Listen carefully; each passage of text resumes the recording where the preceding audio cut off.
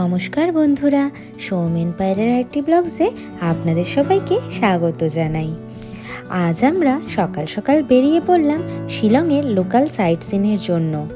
শিলংয়ের local site সিনের জন্য এখানে গাড়ি ভাড়া পড়ে 2000 টাকা মতন। আমরা প্রথমে যাচ্ছি শিলং পিকে। শিলং পিক ডিফেন্স এরিয়ার মধ্যে পড়ে। যেহেতু এটা ডিফেন্স এরিয়ার মধ্যে পড়ে, তাই অবশ্যই খেয়াল রাখবেন পরিচয়পত্র যেন সাথে থাকে, কারণ ওটা ওনারা চেক করবেন, তবেই আপনি ভেতরে ঢুকতে পারবেন। গাড়ি থেকে নেমে দেখতে পেলাম একটু বনকুল, তার জন্য বনকুল কিনে নিলাম। শিলং পিকে যাওয়ার জন্য এখান থেকে টিকিট কাটতে হবে। এখান থেকে তারা তাদের নিজেদের গাড়ি দিয়ে দেবে, সেই গাড়ি ভেতরে নিয়ে যাবে আপনাদের। মানে আপনি যে গাড়িতে আসবেন সেটা এখানে রেখে দিতে হবে। গাড়ি আর এন্ট্রি ফি নিয়ে আমাদের দুজনের পড়ল ওই 300 টাকা। 200 টাকা হলো গাড়ির চার্জেস আর 50 টাকা হলো একজনের টিকিট। আমরা এসে পৌঁছে গেলাম শিলং পিকে। শিলং পিকে আসার যে রাস্তা সেটাও কিন্তু খুবই সুন্দর, কিন্তু যেহেতু এটা ডিফেন্স এরিয়া তাই সেখানে ফটোগ্রাফি অ্যালাউ ছিল না। শিলং পিকে ফটোগ্রাফি আর ভিডিও দুটোই করতে পারবেন, অ্যালাউ আছে। গোটা মেঘালয় এখানে দেখা যাচ্ছে, এত সুন্দর যে আমি সত্যিই বাকরুদ্ধ হয়ে গেছি।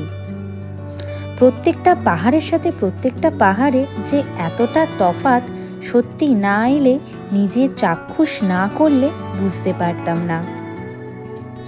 আমরা একটু সেজেগুজে এখানে ছবি তুলে নিলাম আর একটু নাচানাচিও করে নিলাম।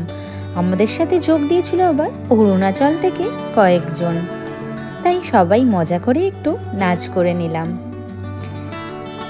এরপর আমরা চলে আসলাম এলিফ্যান্ট ফলসে।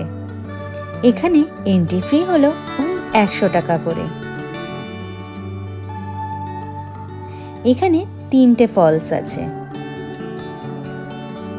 জুন জুলাইতে আসলে জলের ফ্লো আরো জোরে পাবেন।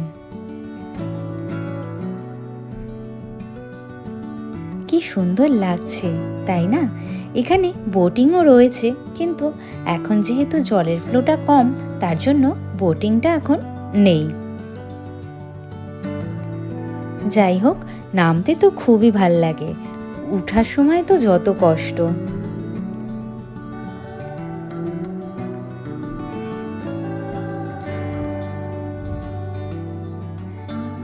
তাহলে চলুন, এলিফ্যান্ট ফলস আমাদের দেখা হয়ে গেল।